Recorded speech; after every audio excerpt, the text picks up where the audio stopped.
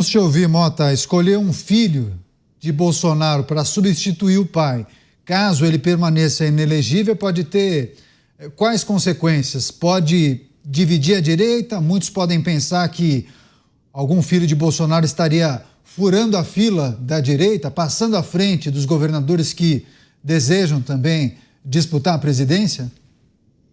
Eu acho prematuro discutir a sucessão de Jair Bolsonaro. Eu acho que enquanto o Bolsonaro estiver presente e ativo, ele é a figura principal de 2026. E volto a enfatizar a minha crença na importância do nome, da pessoa, do indivíduo.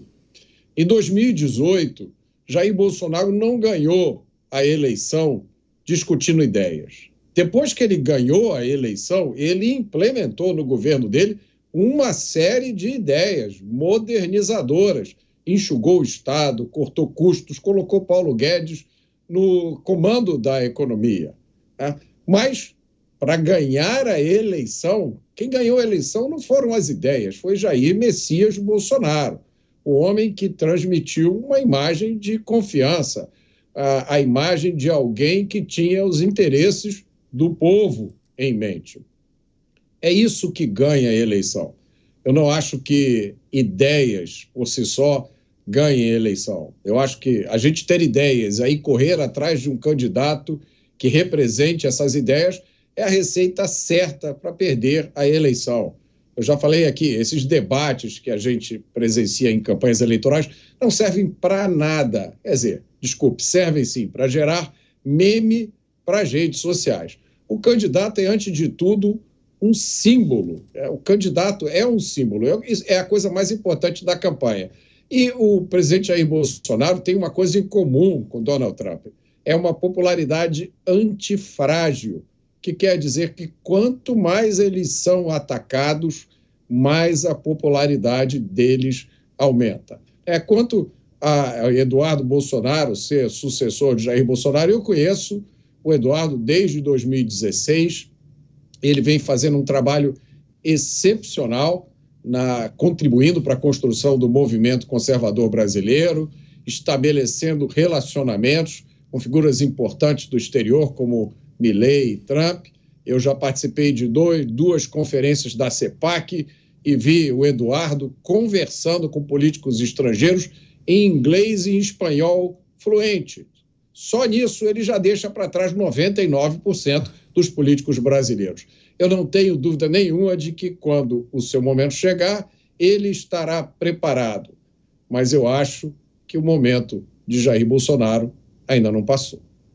Você, Beraldo, a gente teve exposições importantes do Dávila e do Mota, o Dávila falando defendendo que os atores, as lideranças da direita debatam as ideias, que haja convergência em torno das propostas e que isso poderia ajudar demais nesse debate que será feito até 2026.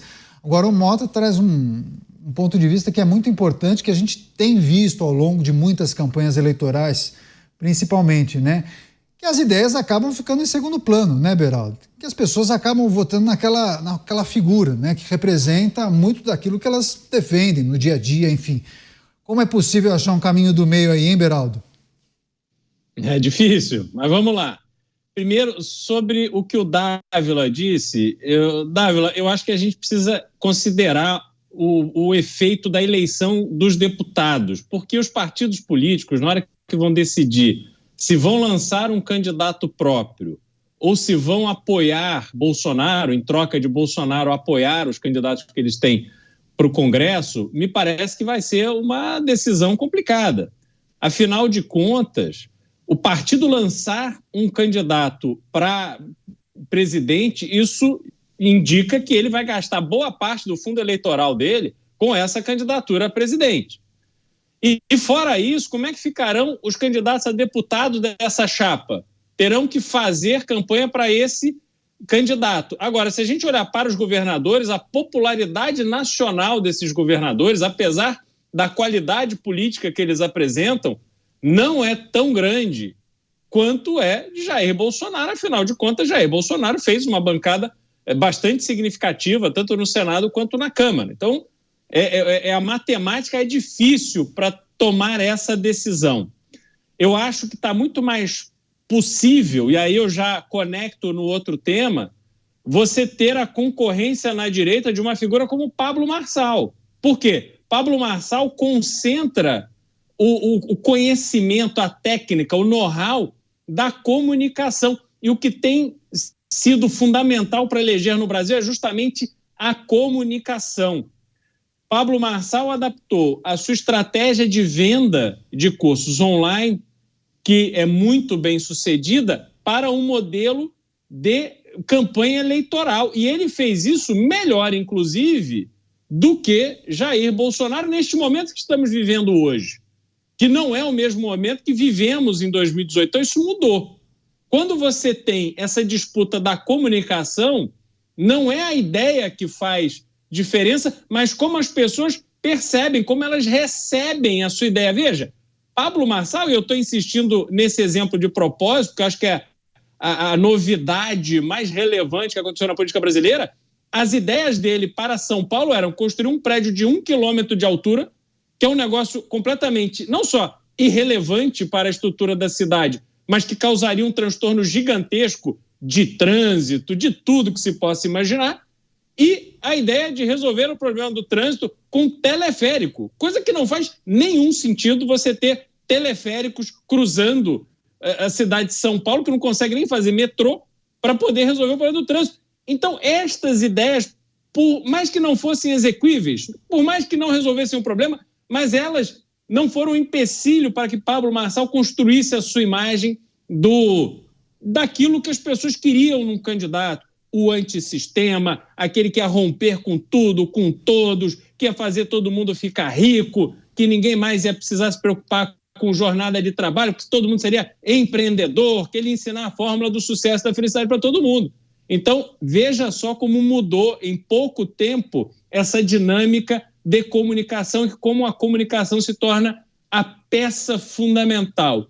Como é que os atores da política, da direita e da esquerda, vão evoluir na sua técnica de comunicação para 2026? Eu acho que é isso que a gente tem que observar. Isso vai ser muito importante para as próximas eleições. Não, sem dúvida. E quem disse que não possa aparecer um Pablo Marçal para 2026?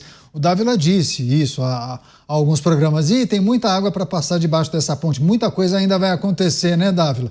E em uma outra eleição, em 2018, era o Luciano Huck. Agora já estão falando do Pablo Marçal. Mas quem disse que não vai aparecer um cara midiático pra caramba que possa mudar o jogo eleitoral? São coisas que acontecem, né? É verdade. Não, primeiro, Beraldo, eu havia dito, se Jair Bolsonaro não fosse candidato, que fosse um dos filhos dele. Aí eu acho que teriam outros candidatos como governador, não era Jair Bolsonaro. Mas é só porque ele continua sendo um cabo eleitoral muito importante. Eu acho que esse é o peso. Mas eu acho que aí é outro jogo. Uma coisa é a figura de Jair Bolsonaro, outra coisa é qualquer outro Bolsonaro que não seja Jair disputando. Eu acho que isso certamente vai fazer que talvez um candidato não sairia, por exemplo, o governador de São Paulo, Tarcísio, por fidelidade aos Bolsonaros e tal, mas eu acho que outros governadores certamente sairiam candidato e nós teríamos mais candidato. O problema é não ter transformar no UFC a direita. Essa é a minha preocupação. É para ter um mínimo denominador comum para que possamos atacar o outro lado. Nosso inimigo é o outro lado, né? Como foi aqui em São Paulo. O adversário era o Boulos. Então, e aí a gente gastou muito tempo discutindo entre nós em vez de atacar exatamente o que deveria ser o alvo. Então esse é o primeiro ponto. Segundo ponto, eu concordo com você. Acho que comunicação é tudo, né?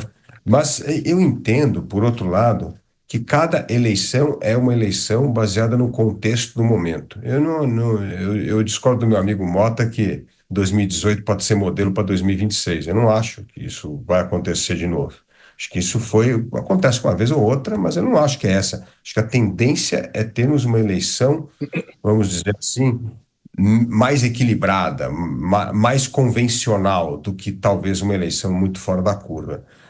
Essa impressão que eu tenho que vai caminhar para 2026. Agora, se ficar um discurso burocrático, como foi a campanha de 2018, nós tivemos, e aí o Mota tem razão, aqueles que eram os favoritos tinham um discurso absolutamente burocrático utilizado em eleições passadas, o que pareceu algo completamente desconectado da realidade que as pessoas estavam buscando num candidato. E aí sim aparece uma figura como Jair Bolsonaro e consegue capturar esse voto e esses eleitores. Então, assim, e é o problema do Partido Democrata nos Estados Unidos. Foi um discurso completamente descolado da realidade americana.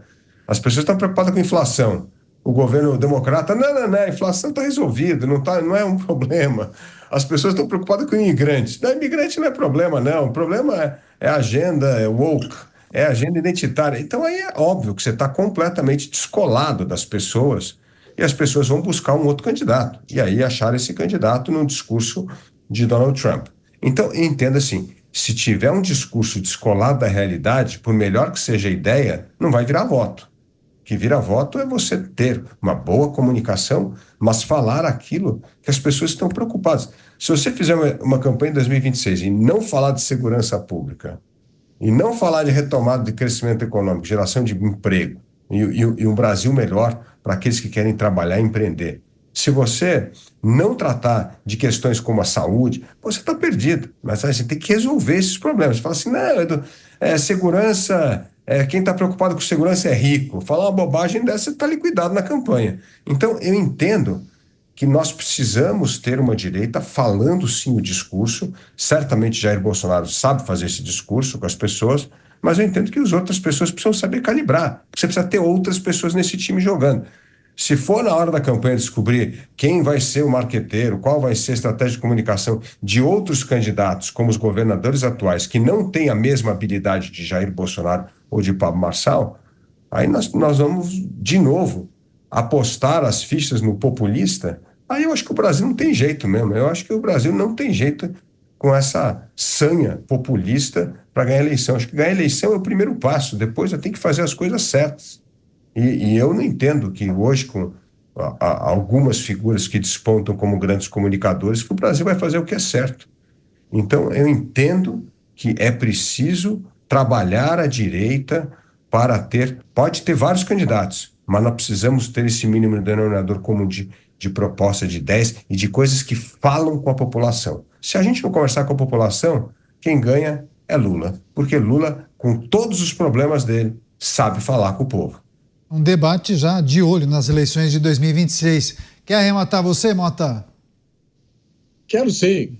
Eu quero arrematar, mas quem arrematou foi Donald Trump. Donald Trump ganhou as eleições desse ano dobrando a aposta dele. Donald Trump não mudou. Donald Trump 2.0 é o dobro ou o triplo do que era o Donald Trump. Eu tenho dificuldades de prever como será a eleição de 2026. Eu acho que ninguém sabe como vai ser. Essa é a única certeza que a gente tem. O Dávila tem razão quando diz que 2018 não vai acontecer de novo. Claro que não vai. Agora, só Deus sabe o que vai acontecer em 2026. Eu acho que o Dávila, quando faz a análise dele, ele tem em mente um cenário normal, que não parece que será o cenário em 2026. Vamos rever o que está acontecendo agora. O presidente Jair Bolsonaro está inelegível. Ele está com seu passaporte apreendido. Ele não pode falar com o presidente do seu partido por uma ordem judicial. Ele foi submetido a uma série de investigações, inclusive uma por ter se aproximado de mais de uma baleia. Eu pergunto a vocês, o que mais terá acontecido até chegarmos a 2026? Eu acho que quanto mais candidatos, melhor. Eu reconheço o fenômeno de comunicação que é Pablo Marçal, como o Cristiano Beraldo sempre lembra aqui. Eu não acho que o Pablo Marçal atrapalha nada. Se todo o resto estiver nos conformes, que venha Pablo Marçal, que venham outros candidatos. Meu sonho é ter um line-up, né, um time só de candidatos de direita. Deixa a direita disputar com a direita. Mas a regra, meus amigos, tem que ser clara. A regra, na minha opinião, não pode ser fulano não participa. Essa regra vai contra os desejos de dezenas de milhões de eleitores. Eu acho que muita gente subestima ainda o impacto da comunicação, da capacidade de falar a língua das pessoas. Na minha opinião, ninguém hoje chega nem perto nesse quesito do presidente Jair Bolsonaro. Isso não é nenhum demérito para os outros candidatos. A direita tem excelentes candidatos, preparados, corajosos e que eu acho que vão desempenhar um papel fundamental no futuro do Brasil. Agora, a gente precisa colocar as coisas nos seus devidos lugares. Se a regra do jogo for a regra normal e valer para todo mundo, eu acho que o resultado da eleição de 2026 não é difícil de prever. Bom, o Dávila e o Mota colocaram os pingos nos is. Quer fechar você então, Beraldo, por favor? Bom, resumindo toda essa nossa avaliação aqui, Canhato, o que parece é que o ambiente é bastante desafiador. E não é só desafiador para a direita, não. A gente precisa considerar que a situação da esquerda também não é boa. O presidente Lula, chegando aos 80 anos, se for candidato à reeleição, concorrerá com 82 para um mandato no qual ele encerrará com 86 anos de idade. E, obviamente, isso tem um impacto no eleitorado. Só que não há sucessão para ele definida de forma clara. Guilherme Boulos, se tivesse conquistado a eleição em São Paulo, teria cacife para pleitear ser essa figura, ser o candidato, mesmo que isso levasse ele a deixar a prefeitura, caso tivesse ganho. Só que, como não há essa figura forte, esse sucessor natural, haverá claramente uma briga. E aí também, na esquerda, poderá ter inúmeros candidatos, e a gente vai ter uma campanha muito mais parecida com 1989 do que com 2022 ou 2018 até. E isso realmente abre o campo para surpresas. Então, quanto mais perto chegar, mais respostas teremos em relação à definição desse cenário e mais a gente conseguirá confirmar aqui as nossas avaliações. Eu acho que neste momento, claro, tudo muito prematuro, cada um tem que ir jogando o seu jogo, Jair Bolsonaro, Ronaldo Caiado, Ratinho Júnior, Romeu Zema e tantos outros que vão jogando o seu jogo para na hora que as regras estiverem definidas, o cenário fosse definido, eles possam tomar as decisões que melhor couber para eles.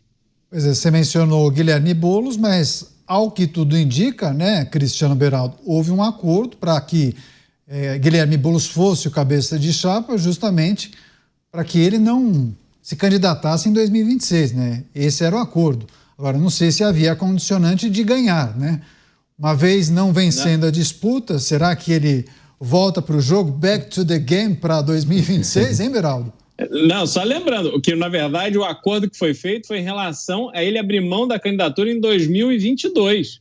Ele era pré-candidato pelo PSOL à presidência da República, abriu mão da candidatura para ser candidato a deputado federal e ser um puxador de votos para a chapa do PSOL em São Paulo, coisa que aconteceu, teve 1 milhão de votos, e o presidente, então o PSOL apoiou Lula nessa candidatura de 2022 com o compromisso de Lula e o PT apoiarem o Guilherme Boulos nessa campanha de 2024 à Prefeitura de São Paulo, coisa que o PT honrou, o presidente Lula honrou.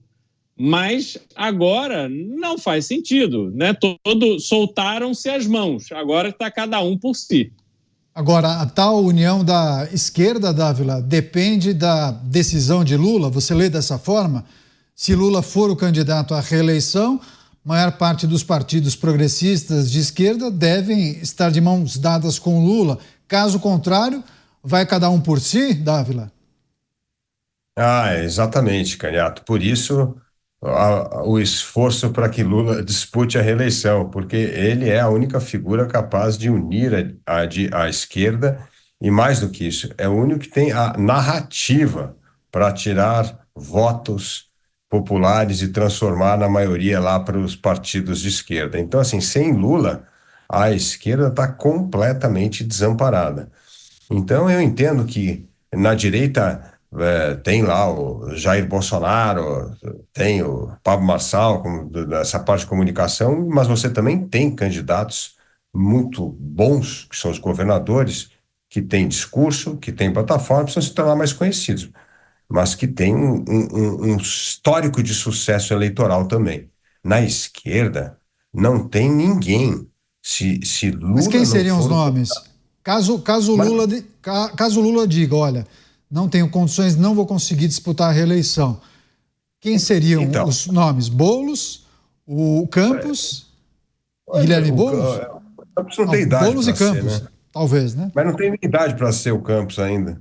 Pra Pois ser candidato é a verdade, tem razão. Ele não tem idade para ser candidato a presidente da República. Certamente é o melhor nome. Se ele pudesse ser, aí sim teria uma figura, mas ele não pode ter por causa da idade. Então, mas para sair, se você falar em Haddad, Boulos, ou Jacques Wagner, sabe, não tem. Aí é um massacre. Aí eu entendo que vai ser um massacre mesmo, porque qualquer um da direita vai ter sim uma capacidade de mobilização do eleitorado muito maior do que esses candidatos da esquerda. Então, a esquerda é que está, ao meu ver, numa situação muito complicada, porque ela depende integralmente de Lula. Se Lula não for candidato, não tem nenhum nome competitivo.